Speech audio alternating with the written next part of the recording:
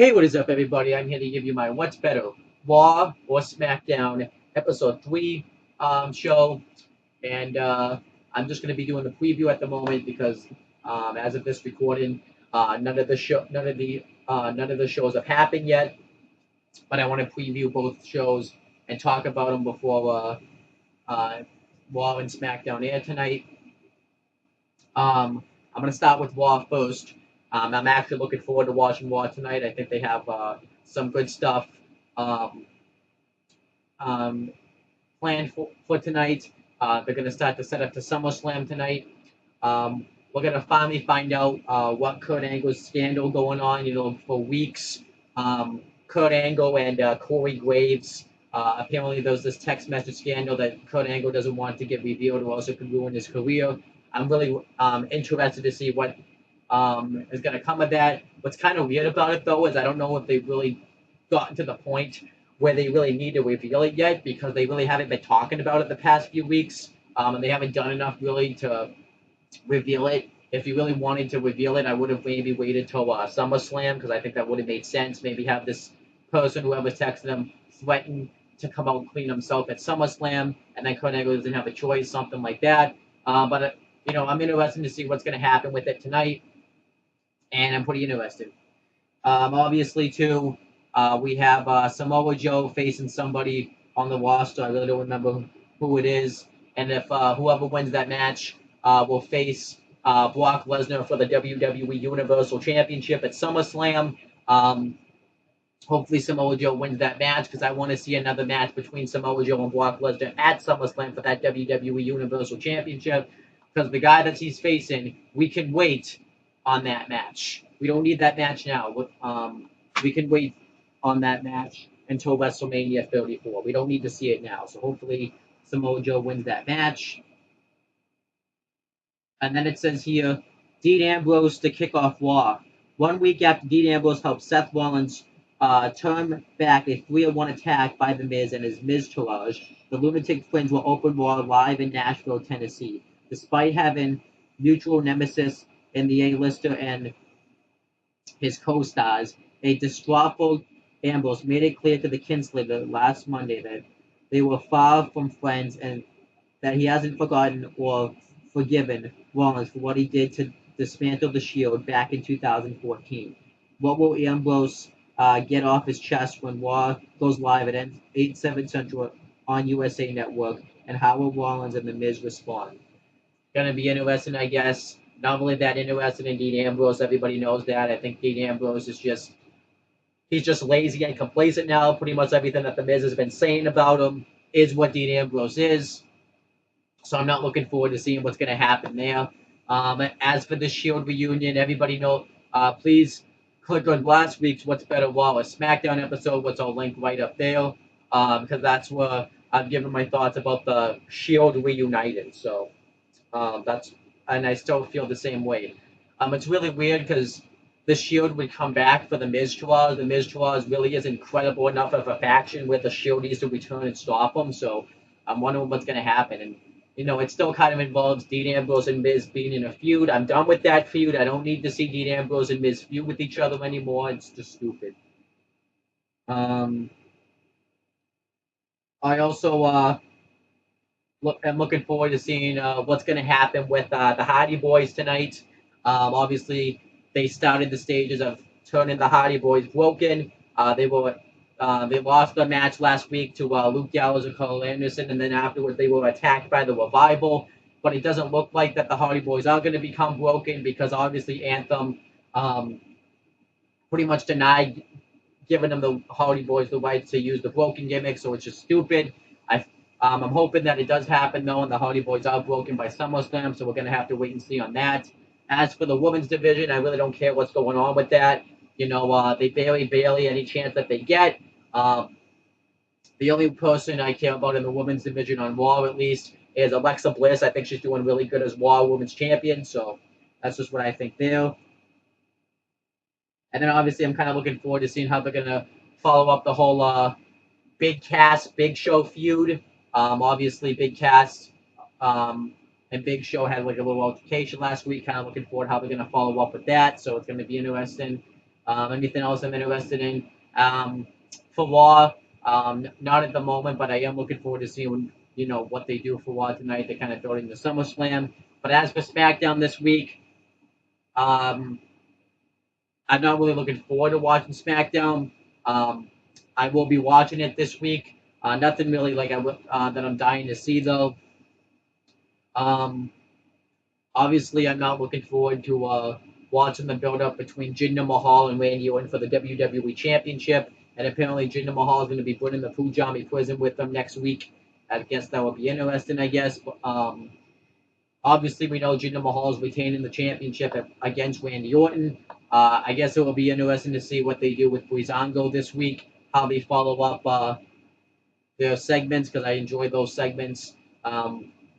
It will be interesting to see what they do to build up to the SmackDown Tag Team Championship match between the Usos and the New Day, because that's actually the match I'm looking forward to the most at Battleground, because Battleground's this Sunday.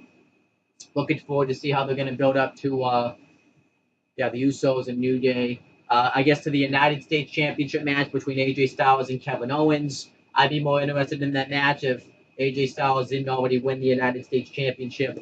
I guess it was a couple of weeks ago now. I don't really remember. So I guess that will be interesting.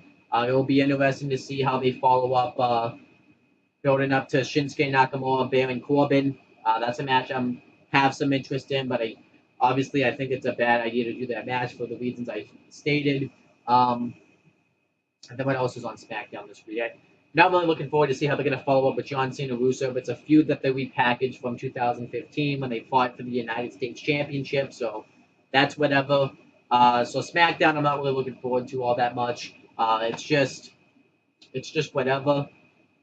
But yeah, Raw I'm really looking forward to tonight. So now that I've kind of done the preview for both Raw and SmackDown, what I'm going to do is I'm going to go watch Raw, and immediately right after I'm done watching it, I'm going to come on here and give my thoughts and review it. And then so I hope you guys enjoyed the video, and I hope you guys enjoy Monday Night Raw tonight.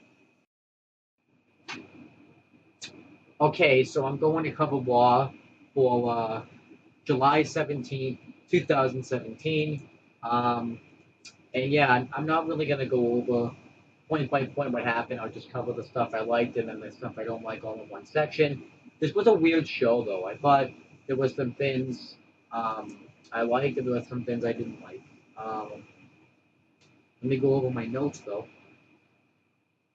Let me talk about some things that I did not like.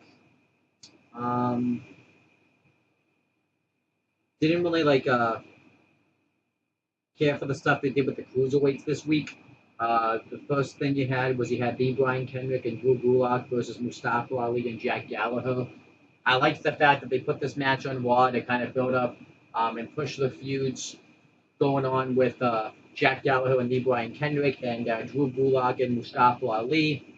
But I just really didn't care about this match that much. And this is kind of sad because these are two of the feuds that I'm actually enjoying in WWE. But I just didn't really care much for it. It just didn't really feel important. And yeah, that was just it. Mustafa Ali got the victory. Well, Mustafa Ali and Jack Gallagher got the victory when Jack Gallagher hit the headbutt on Kendrick, and then Mustafa Ali hit the inverted 450 splash for the win. Made sense to put Mustafa Ali over since he's got that 2 out of 3 falls match coming up against Drew Gulak tomorrow night on 205 Live. So that makes sense. And yeah, it was just there. Another thing too was during the cruiserweight matches, they didn't change the ropes to purple this time. I don't know if this is another cost cutting measure, or maybe they're actually going to start treating the cruiserweights like they belong in the show, but I'm not sure. But then we had the stuff they did with the Titus win involving the cruiserweight division. Titus O'Neil is backstage talking to Apollo Crews and Akira Tozawa, and Titus O'Neil talks about how Apollo Crews may have gotten beat down by Braun Strowman, but everybody does that. He could just pick himself up and brush himself off. And how Akira Tozawa last week got a pinfall victory over the Cruiserweight champion, and the next time that he gets another opportunity at the Cruiserweight Championship. The WWE Universe is going to feel the power of Tozawa, and then they start doing a scream. Alia Davaria interrupts it, and he pretty much cuts the same promo that he cut on 205 Live last week, which I thought was kind of lazy for the WWE to do so. And he wants a rematch with him because he claims he was about to beat him until Neville got involved. So Tozawa accepts. The match happened. Um, the match wasn't that bad. It was all right, I guess. Alia Davaria picks apart Akira Tozawa, and he looks over his injured shoulder that Neville injured during 205 Live. And then eventually gets to the point where Titus O'Neil gets up on the apron and has the match stopped, and Alia Davaria wins. I get the concept of what they're trying to do. They want to make Titus O'Neil protect his investment, but it really doesn't make any sense because you have Akira Tozawa feuding with Neville for the Cruiserweight Championship, and you're having them lose matches when Neville's like this unstoppable champion who can't be beat. So I didn't really think that made sense, and I didn't like it. No Neville on Raw this week too. Like I said, the Cruiserweight division pretty much is Neville. Neville is pretty much the thing that's saving that division, and it kind of felt like something was missing from the Cruiserweights this week, not having Neville on the show this week. Now I know NXT is doing some tours, and I don't know if that's where he is in real life. But no, Neville was definitely missed on this show. And afterwards, Akira Tozawa though was upset that Titus O'Neil stopped the match, and he says, "I don't quit." And Titus O'Neil said that he did it because he was thinking about protecting his investment, like I pretty much just talked about. So Akira Tozawa says, "I don't quit," and I'm having a rematch with him tomorrow night on 205 Live. So I expect either Tozawa just to beat him on 205 Live, or Titus O'Neil to do somewhat the same thing tomorrow night. I think what's probably happening is they know that this feud between Neville and Akira Tozawa is going to end soon, so they probably want to get Akira Tozawa out of the Titus brand because once he's done feuding with Neville, he really won't be needed in that storyline anymore. So that's what's going to happen. But overall, the cruiserweight stuff, as always on Raw, it was average. There's nothing special happened. It was just there. And then we had the segment that we had the Alexa Bliss Bailey match. I thought that was a pretty all right match. Bailey's pretty much getting all the offense, and Nia Jax comes out and tries to be backup for Alexa Bliss. Eventually, it starts to work. Alexa Bliss takes a cheap shot, and Sasha Banks comes out and makes the save. She drop kicks Nia Jax into the apron, and Bailey beats Alexa Bliss with Bailey to belly. And then later on in the night, Bailey and Sasha Banks go up to Kurt Angle backstage, and they want Kurt Angle to decide who's going to be the number one contender, since Sasha Banks would have won the title at Great Balls of Fire if Alexa Bliss didn't get herself counted out. And Bailey wants a match since she pinned the champion. So Kurt Angle makes a match for next week between Bailey and Sasha Banks, where the winner is going to face Alexa Bliss for the Raw Women's Championship at SummerSlam. Personally, don't really agree. I like that idea of the match, but really, let's be honest, the real match should have been all along Bailey versus Sasha Banks for the Raw Women's Championship, with Bailey going in as the champion and Sasha Banks as the heel. So yeah, obviously they really ruined these two women. Bailey, she hasn't been buried as much, I guess, the past couple of weeks, but she still needs to really recover from that feud with Alexa Bliss that she had. And Sasha Banks she's just better off being a heel. She's better off as that bitch because in real life she is a bitch. So yeah, not sure what's gonna happen there. We'll have to wait and see. Then we had, but yeah, the women's stuff I thought was all right. I'm just gonna be honest. The women's division on Raw is not really doing anything special for me. It's just all the women are just kind of there. You don't really see some of them at all. So whatever. Then we had. I'm just gonna talk about the Elias Sampson Finn Balor match. Elias Sampson tries to do a song about. I think this wherever the wall was being held, I actually don't remember. Then Finn Balor makes his entrance. They have a pretty solid match, about the same standards as they had last week. I really didn't have much interest seeing this match, considering the fact that they just did this match last week and Finn Balor's already beaten him, so what was the point? But then Balor is doing really well. He hits the drop kick into the barricade, and afterwards, Elias Sampson grabs his guitar and hits Finn Balor off the head with it, getting himself intentionally disqualified, which is now leading to a match next week between those two in a no disqualification match. I expect that match to be pretty decent. And afterwards, referees are trying to help out Finn Balor. Then Bray Wyatt's thing goes off. He comes up on the screen. He cuts a promo on Finn Balor talking about how he loves that he has feelings. And he said that he's going to feed off that. And he pretty much cuts this long promo talking about how he wants to hurt Finn Balor and he's going to enjoy it. That's pretty much the whole reason they're going to feud is because Bray Wyatt wants to hurt Finn Balor. Kind of a dumb reason to have a feud, but I am looking forward to seeing Finn Balor and Bray Wyatt get in the ring together. You know, the Demon versus the Eater of Worlds. It'd be better if Bray Wyatt looked a little bit more credible. He looks a little bit more credible than he did about a month ago because he did just come off that feud with Seth Rollins, and he did come out on top of that feud. But yeah, just so much damage has just been done to Bray Wyatt over the years. Him winning feuds doesn't even help. And Finn Balor, obviously, ever since he's come back, really has just been floundering. So I'm glad he's going to be put into somewhat of a feud. And I did assume that they were going to set up the Finn Balor Bray Wyatt program on this show just because Bray Wyatt doesn't have anything going on and Finn Balor doesn't have anything going on, so it makes sense. So yeah, overall, I didn't think that stuff was that bad. I just don't really like. I really didn't like Bray Wyatt's promo because it's just so stupid why they're gonna feud.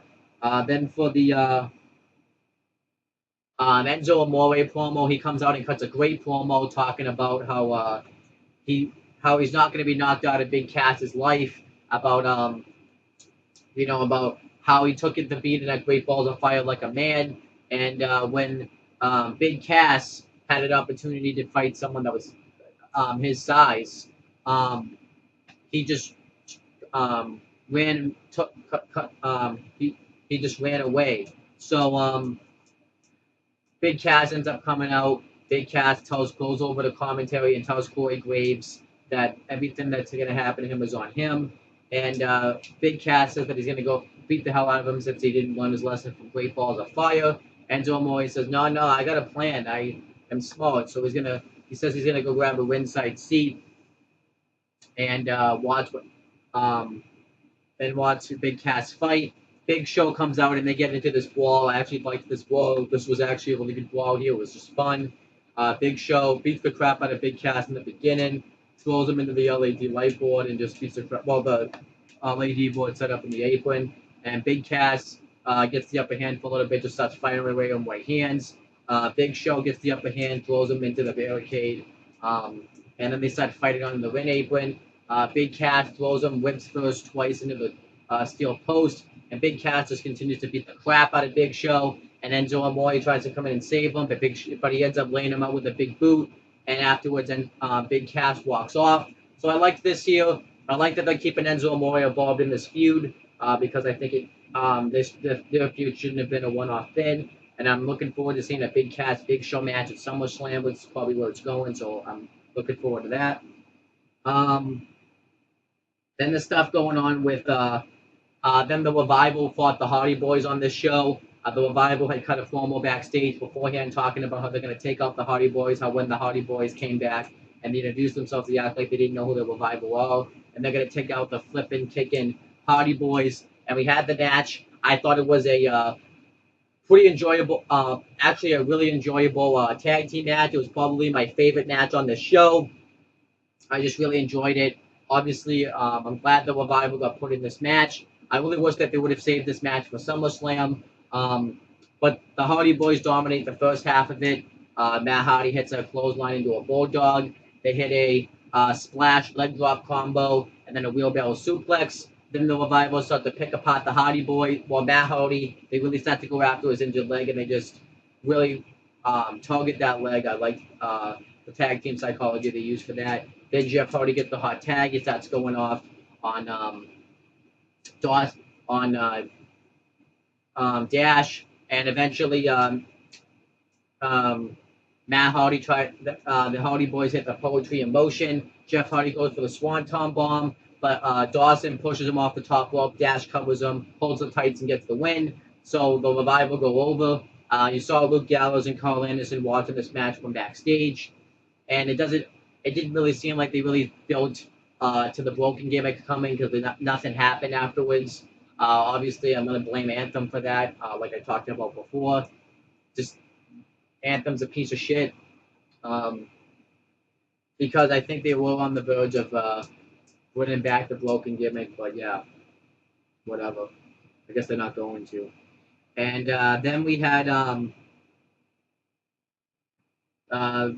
Dean Ambrose coming out, and he calls out the Miz Taraj. He actually was cutting a pretty terrible promo. He was the same hokey Dean Ambrose, and Seth Rollins comes out instead. I thought the promo segment was pretty bad for at least a good portion of it. Rollins was trying to tell him not to just jump into the situation, be the architect. And he wanted to know if because he wants to get a piece of the Miz Taraj as well. He wanted to know if Dean Ambrose is going to be standing in his way, if he's going to have, or if he's going to fight with him, brother. And Dean Ambrose claims that tells Seth Rollins not to call him his brother because his brother was the guy in the Shield, and all I see is the guy that turned his back on me and hit me with the back with his chair. And then this is when the promo segment got really good. Seth Rollins apologizes. He apologizes for his actions, and talks about. They pretty much talk about the history, how they, how the Hell in a Cell match together. Dean Ambrose cashing in the Money in the Bank contract on him to become WWE World Heavyweight Champion. But Dean Ambrose doesn't. But Seth Rollins wants to put that all in the past. But Dean Ambrose says that all he heard was all talk, but nothing coming out of his mouth. So then Seth Rollins like, you know what? He offers Dean Ambrose to hit him in the back of the chair, similar to how Seth Rollins betrayed him. But Dean Ambrose refuses. Afterwards, the Miz Taraj comes out, and the Miz brags about how he's always owned Dean Ambrose, talking about how every time they get in the ring together, the Miz wins, and how Dean Ambrose jumps the gun all the time. So the Miz Taraj attack Dean Ambrose and Seth Rollins. They beat the crap out of him with chairs. They throw Ambrose into the steel steps, and then Miz hits the skull crushing finale onto Seth Rollins into a chair. And afterwards, they hit Ambrose one final time on the back with the chair. And afterwards, when the Miz Taraj were about to get interviewed, they just want to get out of there before Rollins and Ambrose beat the shit out of him. And then Rollins and Ambrose were backstage. Rollins tells him that he told him so, that he shouldn't have. He should have had more of a game plan because that wouldn't have happened out there. And Kurt Angle comes out and he offers for them to face two members of the Miz Taraj, but instead they say they want all three of them. So yeah, it's going to be Ambrose and Miz versus the Miz Taraj next week. Whatever. I really like. Obviously, this is obviously leading to a Shield reunion, and if the Shield aren't heels, because like I said, the Roman Reigns protest doesn't stop until he turns heel, and if the Shield aren't going to be heels, I won't be watching. So, yeah, that's just my thoughts there. The Shield reunion is not going to work. Roman Reigns will get one big pop, and then what's going to happen is everyone's still going to chant Roman still sucks during the Shield matches, and when he gets the hot tag, everyone's going to boo. That's exactly what's going to happen. Don't tell me that's not going to happen. And because it will happen. Roman Reigns will still get booed. Which is why I didn't watch the main event because Roman Reigns was in the main event. But anyhow, what else? I wanted to say something else. But yeah, and also what sucked about this is the Shield's going to come back to take out the Miz Taraj. That's just kind of stupid. They should be coming back to take, I don't know, the Balor Club, have Finn Balor and Luke Gallows and Carl Anderson pair up to be the Balor Club. How about that? No, we can't have that. Yeah, why can't we just get away from the Dean Ambrose Miz feud? It's just stupid. But then we had the main event really was the WWE Universal Championship number 1 contenders match, but since Roman Reigns was in that match, I didn't watch it. So, but the real main event to me was Kurt Angle coming clean about this whole situation that's been going on with him and Corey Graves, and he comes out and he talks about how he apologizes for being shaky the past month. How he's been a nuisance about this situation, but he says he's ready to come clean about this. His family is okay. This he talks about how when he was in college, he dated a girl for a while, and he talks about how then they eventually stopped dating, but after the um, you know but then the girlfriend that he was dating found out that she was pregnant with a child that obviously was going to be Kurt Angle's. So Kurt Angle starts bragging about this kid, talking about how he went to college, um, how he wanted to be a WWE superstar, and Kurt Angle wanted to settle this business in the ring, and he brings out his son, the newest Raw superstar, Jason Jordan, and he comes out, and him and Kurt Angle hug, and then that was the end of the segment. Um, I actually didn't hate this. I thought this was actually a surprise. I didn't expect Jason Jordan to really be involved in this. Um, and I think it was actually a nice surprise.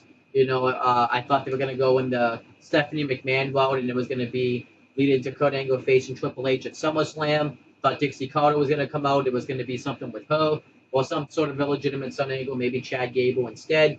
But they went the Jason Jordan route, and I didn't hate it. Because ironically enough, I did say it before that if this didn't lead to Kurt Angle coming back into the ring to wrestle, then it would be stupid. But I don't think it really is all that stupid. There's really no need to put Kurt Angle back in the ring yet.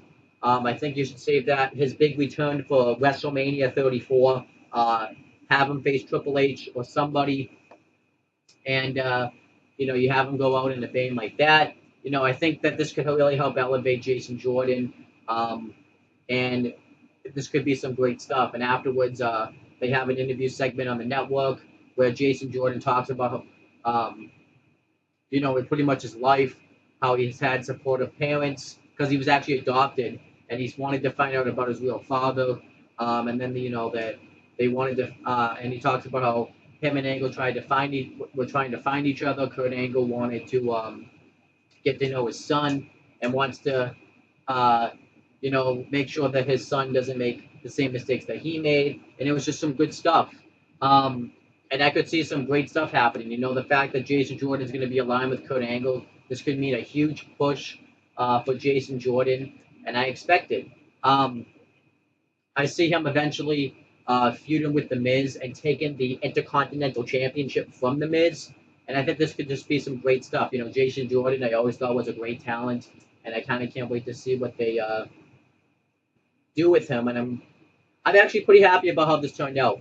I did expect like a bigger thing where it was going to be Stephanie McMahon or Dixie Carter or something like that, but I don't really hate the surprise here. I thought this, I'd rather see something where a new superstar is going to get made than something where Dixie Carter or Stephanie McMahon comes out. Because Stephanie McMahon, usually when anything that involves her, I'm quite frankly not really ready for Stephanie McMahon to come back on TV.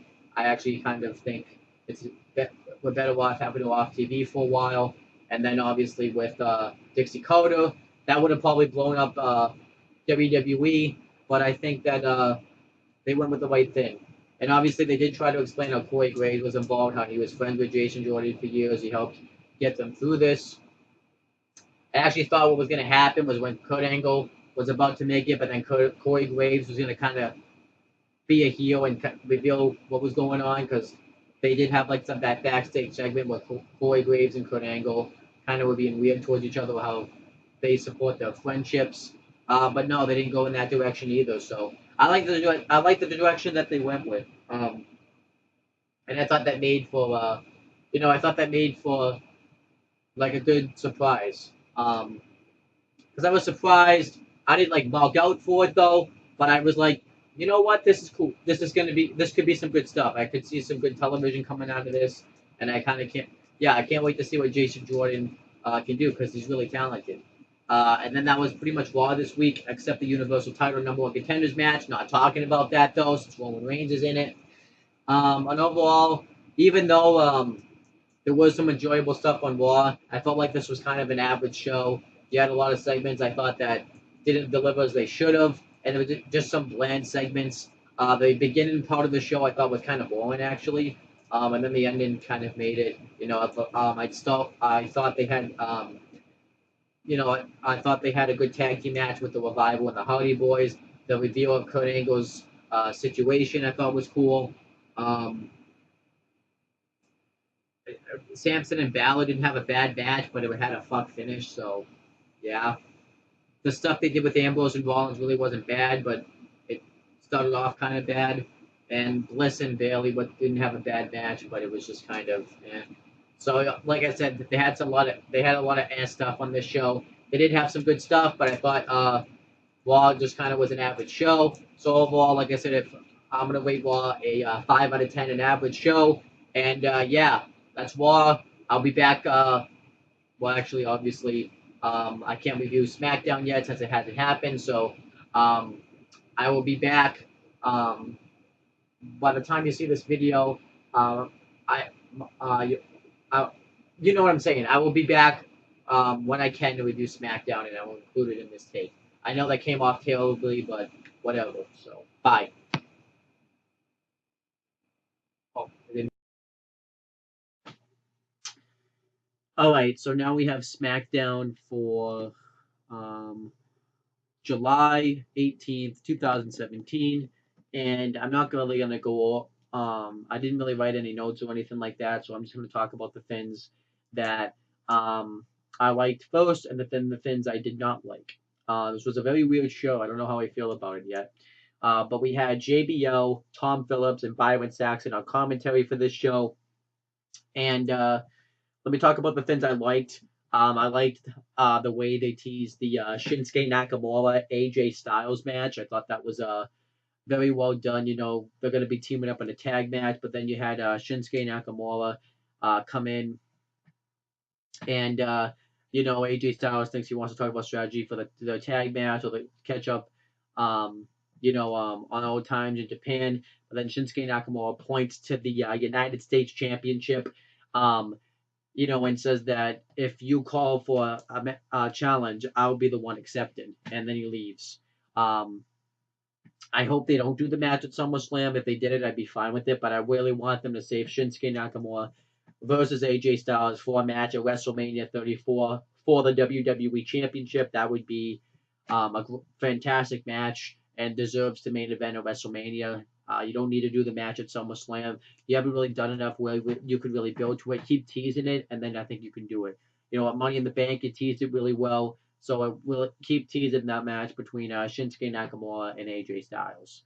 Um, Other things I liked on SmackDown this week is I obviously like the main event. The tag team match between AJ Styles and Shinsuke Nakamura versus Kevin Owens and Baron Corbin. These were two. This was a tag team match to kind of build to the pay per view because AJ Styles' face is defending his United States Championship against Kevin Owens at Battleground, and then you have Shinsuke Nakamura facing Baron Corbin at Battleground. Shinsuke Nakamura went to make his entrance, and Baron Corbin cut him off. I really hate that they've been cutting off Shinsuke Nakamura's entrance as of late. That is an awesome entrance. I don't know why you would do that, but whatever. So yeah, him and Baron Corbin are brawling. Kevin Owens comes out to try to attack him, but then AJ Styles and Shinsuke Nakamura are able to fight him off. And then Kevin Owens and Baron Corbin get the heat for a while when AJ Styles went for phenomenal form and Corbin caught him with the right hand. I thought that looked pretty cool. Then Nakamura gets the hot tag, then they dominate him for a while. And then eventually, after Corbin hits deep six and they just really dominate AJ Styles. No, AJ Styles, Shinsuke Nakamura, AJ Styles gets the hot tag. And, it looks like AJ Styles is going to pull the win, but Kevin Owens made a blind tag, hit his super kick and a pump up power bomb and covered AJ Styles and won. I did like that they had that they put over AJ Styles, that they had Kevin Owens get the pin here, and I thought the right team won considering the fact that Kevin Owens has been kind of looked like a bitch lately. He lost his United States Championship 2 weeks ago at Madison Square Garden, which I still don't know why he did. It really wasn't said. He still lost it at a Raw exclusive house show, and I still can't figure out why. I guess it's because it is in Madison Square Garden, but why did they have to? It's just really weird how they did it. Like, why didn't they save it for the pay per view? And then But also Kevin Owens had eaten the pinfall last week in the tag team match when it was him and Rusev facing AJ Styles and John Cena. So I think it made sense to have Kevin Owens get the pinfall and look strong in this match. So I like that. Other things I liked on SmackDown is I did like how they kind of followed up about what's going to happen with American Alpha now that Jason Jordan's on Raw by himself as Kurt Angle's son. I did kind of like how they had Chad Gable, make an announcement about it, kind of have like a little interview about it because it really wouldn't have made sense if Chad Gable just really didn't talk about it all that much. It had been announced on WWE's YouTube page that Renee Young was going to be interviewing, Chad Gable, and so she did. Chad Gable had talked about how he had no idea that Jason Jordan was Kurt Angle's son, and how they've accomplished a lot of things as a tag team. They were NXT tag team champions, SmackDown tag team champions. How they took the championships from Bray Wyatt and Randy Orton, even though it was Luke Harper and Randy Orton, but whatever. And then, but then when he saw that go down, he was surprised. But he said that he kind of didn't know about it because, Jason Jordan had been acting weird. He was being very distant with him over the past few weeks, which makes sense because that's kind of around the same time Chad Gable started wrestling one-on-one matches by himself. So he said he's proud of him, and how Jason Jordan called him and told him everything. And then he said that now that kind of opens up an opportunity for Chad Gable to kind of for the WWE universe to see what Chad Gable had to accomplish by himself. So I did like this interview here. I thought it was a nice way to kind of get to know Chad Gable, and I can't wait to see what he has in store on SmackDown. And obviously, another thing I liked is I liked the way they built up to the SmackDown Tag Team Championship match. They had a match on the show between Jimmy Uso and Kofi Kingston. I thought they had a pretty decent match together. Kofi Kingston, I thought hit a lot of new moves in this match, like the dive through the ropes and the double stomp. Kofi Kingston's really starting to really upgrade his moveset, which I think. And you had Jimmy Uso win the match. I even liked the Death Valley driver that Jimmy Uso hit going into the turnbuckles. But he ended up winning with when Kofi went for the crossbody, Jimmy Uso reverses it. And I like that the Usos won. You needed to kind of give them some momentum going into the pay-per-view, so I thought that made sense to have Jimmy Uso win to give the Usos some momentum. And afterwards they even talked about how they don't have respect for the New Day and stuff. And ironically enough, this is the match I'm actually looking forward to the most at the pay-per-view. I think they've done a really good job building up to this match with the rap battle they had a couple of weeks ago, and then having the matches that they've been having with each other. How there's pretty much the top teams that have been in WWE for a while. You have the Usos, who have dominated the tag team division as of recent, and the Usos are possibly having the best one in the WWE career. And then you have the New Day, who are probably the best tag team of the new era. They were the longest reigning WWE/Raw tag team champions, and tag team champions of any kind in WWE. So I can't wait to see this match. And the match at Money in the Bank I thought was actually a good match up until the finish. But I think this Sunday at Battleground we will have a good match, and we will have a nice definitive finish. Now something I kind of liked, but didn't like. I obviously didn't really care for how they built up to the women's match. I'll talk about that in a minute. But I did like the match between Charlotte Flair and Becky Lynch. I thought they had a pretty good match. They've had better matches before, but I still think that they had worked a good match. Charlotte and Becky Lynch can just really work great matches together. I thought it was just a nice back and forth match. And Becky Lynch obviously ended up winning. Not really going to talk about the match in detail. If you've seen the match, you know what I'm talking about. And Becky Lynch ended up getting the tap out win. But I did like the match. I'll talk about the finish in a second. And I think that's everything. And one final thing I liked on this show was I liked Breezango's segment, the Fashion Files, and I'm really enjoying that. I even liked how they have Bo Dallas's thing where it has them as aliens, like, believe this, and I thought that was really funny. They were obviously, I like the parody how they have it set up like the like the Pink Panther and other detective shows or movies from the past. And I like the jokes that they make.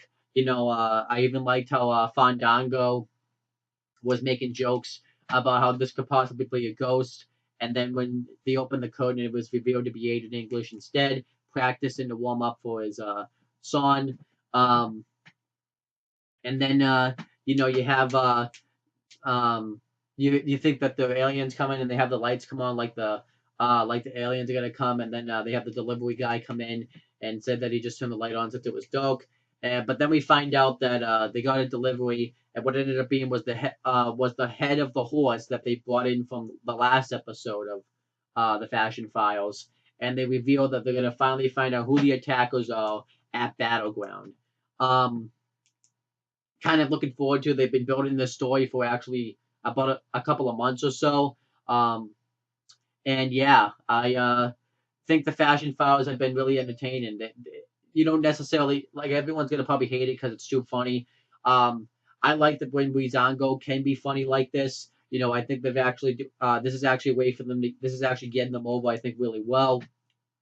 And I'm glad that they've stuck to pushing Breezango. I thought after they would have lost their SmackDown tag team um, title match to the Usos at Battleground, they would have just become another team. They would have just fallen into obscurity. But I'm glad they've continued pushing them, and I kind of can't wait to see what happens at Battleground about who the attackers are. As for who the attackers could be, it's really tough for me to say because I don't. I thought originally it was going to be American Alpha coming back as a heel team, but after what happened on Raw this week, I'm not really sure. Um, I mean, the Colognes, I don't even know if it's going to be them because they just, I don't think it's going to be them. Um, and I don't think it's going to be any team from NXT because you don't really have any teams that are really ready to be called up at the moment. So I'm not really sure who it's going to be, unless it's going to be like someone debuting. So this could be something interesting. I'm kind of looking forward to seeing who's going to be um, the attackers of Breezango. Now, I kind of would think it would be stupid after all this time if it ended up just like the Enzo Amore big cast thing where it was one of them that attacked him, whether it was Fandango or Tyler Breeze. um, I hope they don't break up this team because ironically this tag team is really helping both careers. So I hope they don't you know um, break up this team. But that's all the things I liked on SmackDown. There was things I didn't like on SmackDown, like how they did break. How they like. I still hate the fact that they've made Shinsuke Nakamura just another wrestler on SmackDown now. He came into WWE. He debuted on the main roster um, earlier this year, the night after WrestleMania 33, and they've just fallen flat with him. Um, and yeah, he's just another guy in the roster. His debut match wasn't all that impressive. It wasn't his fault, but they had to want a first opponent. You know, they instead of calling him the King of Strong Style, they call him the artist formerly known as or the Rock Star. It's just terrible. They have him cut promos, which he's not the best on the mic, and it's not his fault, but he's never really had to cut promos before. So I hate the way they feature Shinsuke Nakamura. I also hate the way they've been featuring Baron Corbin. This guy just won the Money in the Bank contract like a month ago. Um, and he's like barely on the show these past few weeks, as well as Shinsuke Nakamura. And why is Shinsuke Nakamura and Baron Corbin feuding with each other? This is just a lose-lose situation because you can't have Shinsuke Nakamura lose at Battleground because that hurts his momentum if they haven't heard it already. And then you can't have like Baron Corbin lose because he's got the Money in the Bank briefcase. So I don't personally care for that. Um, and I just don't really care about that. Like I think the match would be good and stuff, but the feud's not. There's no really real heat here. The only feud they really have done, they haven't done anything much with this feud because they both have barely been on the shows. So I think that's just personally stupid. Um, and then obviously, I don't really care for the fact that they're just doing this SmackDown women's Fatal Five Way elimination match. WWE is just really obsessed with like Fatal Five Way, Four Ways elimination matches nowadays. It's getting ridiculous now. It just kind of feels like they're just lazy and they're just throwing a bunch of women or males into a match, and that's exactly what this match right here feels like. They couldn't find an opponent for Naomi. Naomi's been a terrible SmackDown Women's Champion, and it's not her fault. It's the way they've been booking her. And you just look at these women in this matchup. You have Lana, who has gotten jobbed out 3 times by Naomi, and she's probably going to be the first one out of the match, knowing how they've been booking Naomi lately. You got Natalya. Let's be honest, I like Natalya and all, but she's pretty much past her prime now. Not trashing her, but I just don't really see her ever really having much success now because she's been with the company for so long. She should have come into WWE now. Like, if she had come into WWE now, she would have made much more success. But you have Tamina, who sucks. I just personally think Tamina sucks. And she's just terrible. You've got Becky Lynch, who is actually probably the person I care about. One of the two I care about the most in this match. She's a nice underdog baby face. But she's got some. They just make her act so goofy and stuff. And then you have Charlotte Flair. And what the hell's happened to Charlotte? Ever since she's come over to SmackDown, she's been nothing lately. They don't feature her as highly anymore. She barely wins now, and she's barely on the shows, and it's just pretty pathetic. I don't really get why they had Becky Lynch tap out Charlotte. That was kind of stupid. They're just kind of burying Charlotte, I think. I don't know if it's because her nude photos got leaked like a month ago or something, but I'm not sure. Then afterwards, you do this lame stuff where you have all the women just attack the heels, and then you're trying to tease an alliance between Lana and Tamina. You had Tamina stand tall. It was just stupid. I hope Tamina does not win that Fatal 5-Way match. That would be stupid. Then you have Naomi, who cuts a pretty alright promo on the match. And then you got Carmella, who's teasing that she's going to possibly cash in. Whatever. Carmella without James Ellsworth really doesn't have much of a... she is good, but without James Ellsworth, she's actually kind of just there now. James Ellsworth was kind of the thing that was getting her on TV and stuff, and yeah, now it just kind of feels like that they put the Money in the Bank briefcase and haven't done anything with her. I feel like once James Ellsworth comes back, he'll be something, so whatever. Didn't care for that backstage segment they did too with the woman about how they wanted to have this match and stuff. It was pretty stupid. Did not like the John Cena Rusev segment. John Cena comes out, he cuts a typical Cena promo, and there's a very patriotic promo. It's clearly the fact he's going to go after Jinder Mahal in that WWE Championship because they're trying to have them be patriotic. The promo wouldn't have been bad, but it's just a typical Cena promo. He says this stuff all the time, and he talks about how you should praise America and stuff. So then he gets attacked by Rusev, and this is pretty much clear indication that Cena's winning. If he'd already didn't know Cena was gonna win, it just sucks for Rusev because every time every time he gets into a big storyline or something, they just drop the ball with him, and he always gets buried by the big dog in the company. Where Roman Reigns was last year. Well, Cena was 2 years ago. Roman Reigns was last year, and now Cena again. They bring Rusev back. We didn't see him for a few weeks, and they're just gonna have him get jobbed out by Cena. It's stupid. I'm already at the point where I'm sick of seeing Cena. I want him just to go back to Hollywood and not come back.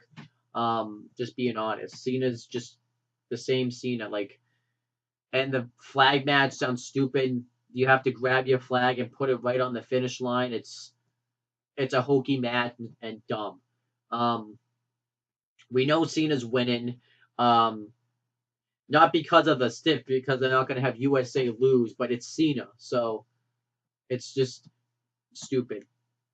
Then you had, what else did I not care for? Oh, I actually forgot to talk about this. The Mike Kanellis Sami Zayn match. That match was dumb. This feud is dumb. And the competitors deserve so much more. You got Sami Zayn, who could easily be one of your top baby faces, who's a goof now. They've just turned him into such a geek. And then you got Mike Kanellis. It was huge buzz that Mike Kanellis and Maria Kanellis were coming to WWE. And if this was what you were going to do with them, I quite frankly don't want to see him in WWE. They could have done so much more in WWE, but instead they dropped the ball with them hugely. And they dropped the ball and they had only been in the company for 2 weeks. That's pretty damn sad.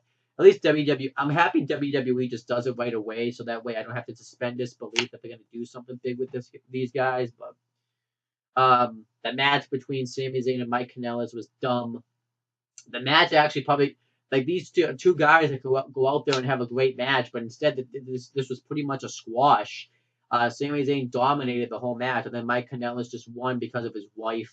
Obviously, because of his wife, because if he takes her last name, like I said, Mike Kanellis has lost all his manlyhood now. So, and the WWE made it look that way.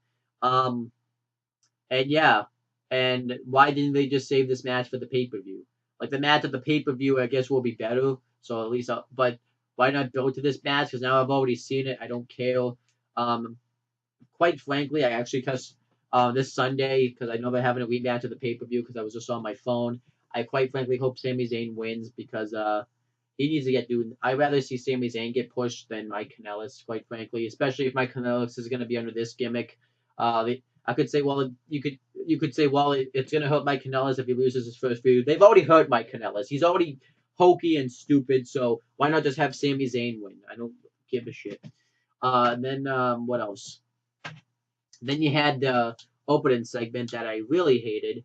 You had Jinder Mahal bring the Pujami prison. Him and the Sin brothers explain the rules. Randy Orton talks about pretty much how Jinder Mahal made a mistake putting the Pujami prison and how Jinder has everything to lose. Orton has everything. Orton has nothing to lose. And then afterwards, the segment ends and nothing happens. Whatever. I don't really care. The Pujami prison looks stupid. It is stupid. And yeah, it was just dumb. Overall, SmackDown was an average show. It wasn't bad, but it was average. I think what doesn't help is I don't care about this pay per view going in. I quite frankly didn't even remember SmackDown had a pay per view coming up, and quite frankly, when I look at this match card, um, I even forgot to Ty Dillinger and Aiden English are having a match, and they didn't even get proper build up to it. Aiden English just sends a song trashing him. Aiden English is pretty much what Elias Sampson is on Raw, except Elias Sampson actually gets over a little bit better because he's obviously got Vince McMahon backing him, so obviously you know that's gonna happen.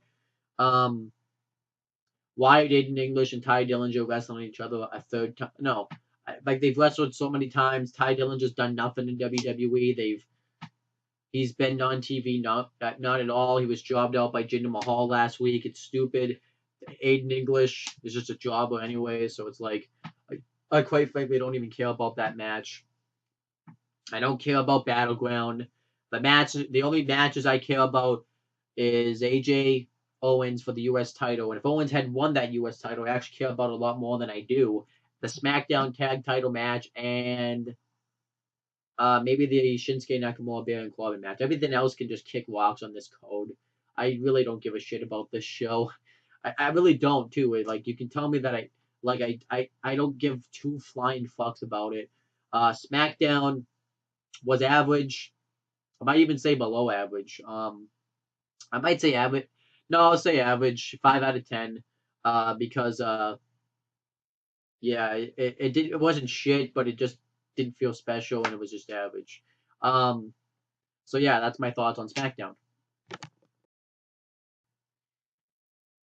All right, so yeah, well, obviously, I guess both shows tied. First time it's ever happened for me. Um, like I said, I started a new. I usually say there has to be a winner, but I've talked to my friends and stuff about the show. Sometimes there can't be a winner. Sometimes there's a tie in life. Um, and SmackDown and Raw both tied this week. I thought both these shows were average, and there was really no reason to watch them. The only reason to really watch Raw is for the Kurt Angle stuff. That's really the only reason to watch Raw. There's nothing really on Raw to see. And what actually hurt it was they waited on Raw to reveal that until the third hour. All the good stuff on Raw was in the third hour, which really hurt the show. SmackDown was just really average. there really is nothing worth seeing on SmackDown. That tag match with Owens and that tag match at the main event is good, but you really don't need you don't need to go out of your way to watch it. Maybe Jimmy Uso versus Kofi Kingston, but I don't know. I don't really think that's really worth going to watch either. What else? Charlotte, Becky Lynch, but they've done it better, so I can't really say that's really worth going back and watching. Um, so overall, SmackDown's just both shows are average. Both shows tied. Both shows didn't suck, but they were just average and nothing really worth seeing. So I guess I could technically say Raw was better, but not by much. But because Raw didn't have a pay per view coming up this Sunday, SmackDown did. SmackDown needed to deliver, but I can't say that really. So I would say both shows were average. So yeah, that's my thoughts about shows. I don't want to talk about it anymore. Um, and yeah, that's pretty much it, guys. Thank you guys for watching this video. Please make sure to subscribe to my Wrestling Fortune 44 because I've been uploading a ton of wrestling videos on there. Make sure to subscribe to my own The Talkinator YouTube channels. And make sure to subscribe to this channel for more content. That's pretty much it, guys. Talk to you later.